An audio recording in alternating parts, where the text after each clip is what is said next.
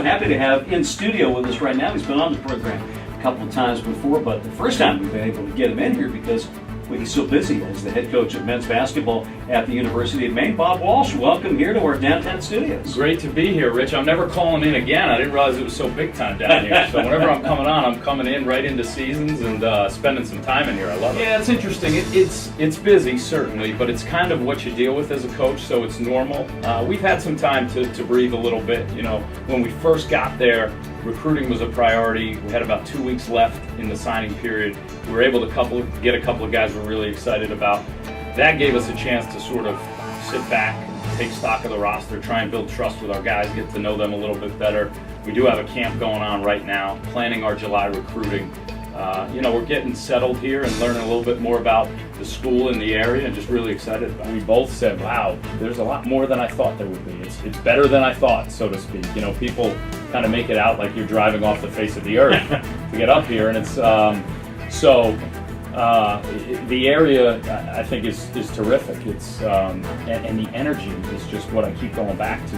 You know, I'm more and more excited about the job every day I'm on it because of the coaches at the school, the other programs, how enthusiastic they are about the place and how energetic they are about success that you can have. And Carlton Creech, our new athletic director, really has a great vision for what he thinks athletics can do, and it can fit into the school. And then everybody on the other side of campus, the academics and all that stuff, I mean, they're just so bought into what athletics can do for the university as a whole.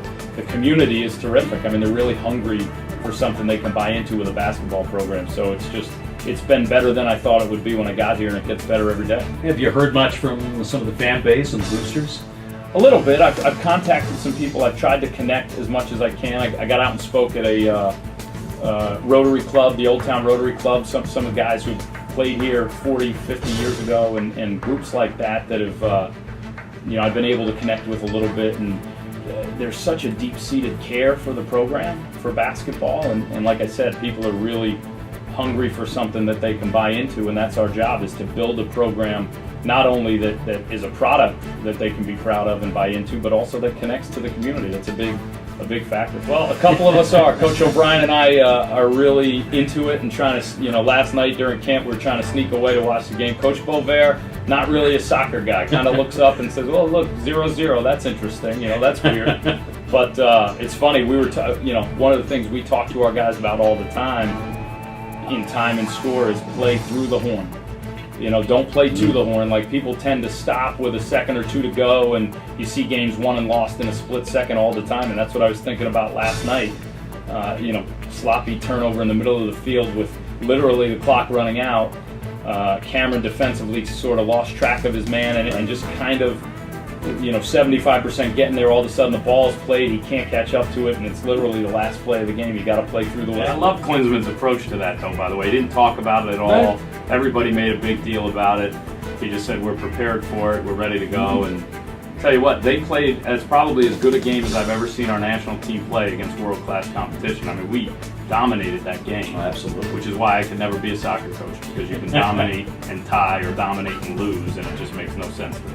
But that's just team basketball at its best, watching that. I love Popovich and his approach, because his relationship with his guys, anytime you can demand that much out of your guys and earn their respect, especially at that level when you're talking about guys who are making $15, $20 million. And he's a Division III guy. I mean, Pop got started at the Division III level.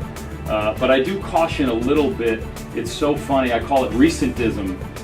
We get so caught up in what we saw lately. People act like, the Spurs invented team basketball and the Heat are just LeBron James going one-on-one. I mean, the Heat have been pretty successful and actually play an exciting brand of basketball and share the ball and do some innovative stuff offensively. Spoelstra's got, Chalmers setting ball screens for LeBron and a guard doing that, so if there's a switch, he can take advantage of it. So the Spurs are certainly a lot of fun to watch, but people also forget, it's not like they're teaching everybody a lesson. I mean, it's been 7 years since they won it. There's a lot of different ways to do it, but for them to bounce back after what they went through last year, and they just played so terrific in the finals. It was unbelievable to watch. One of the hard parts of this for you got here just in time for players to pack it up and go home for the summer. Yeah, it was. Hopefully, it wasn't me, but I was named the coach. I believe it was the 7th. I called and said, when can I see the team? And they kind of gathered them and said, well, most of them are leaving tomorrow. So I got in my car and I drove up, and we got together for about an hour, and then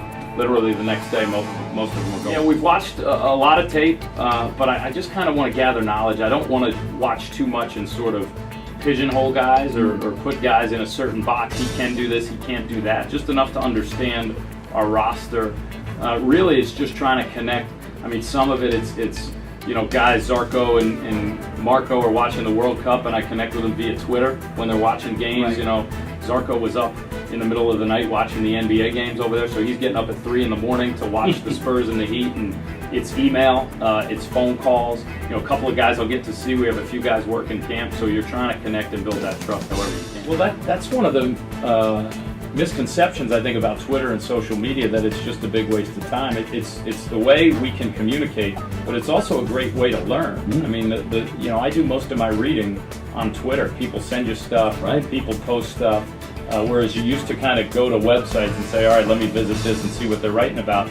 It's all right there for you. So the knowledge that you can share on Twitter is really fascinating, and I think that's a great part of it that people kind of misunderstand. Certainly, players can sort of get the message, get to know what you're all about. It's a great way to share information and to learn. People send me stuff all the time. Hey, this is right up your alley. This is something you might want to post stuff on, leadership strategy. So it's been a great resource for our program in the past, and it will continue. Yeah, it's very busy. There's essentially 3 5-day stretches. You go Wednesday to Sunday, Wednesday to Sunday, Wednesday to Sunday, where you can go out, and we're still planning it right now, but our staff will be just about everywhere from Louisville to Vegas to Indianapolis, Philly. So it's a lot of fun, but it can be a little draining. We're not trying to sell them just yet. We're trying to essentially lay out who we are, our approach, which I think fits the university really well. I mean, we have a great school to sell, a great opportunity, but then our approach, which is very process-based, very much based on how hard we compete and sort of the toughness and the trust within the program. And you know, we want to lay out who we are to recruits, and then they're going to decide if it's the right fit. It's such an important decision. If we're out there convincing them, I don't think it's going to go the right way.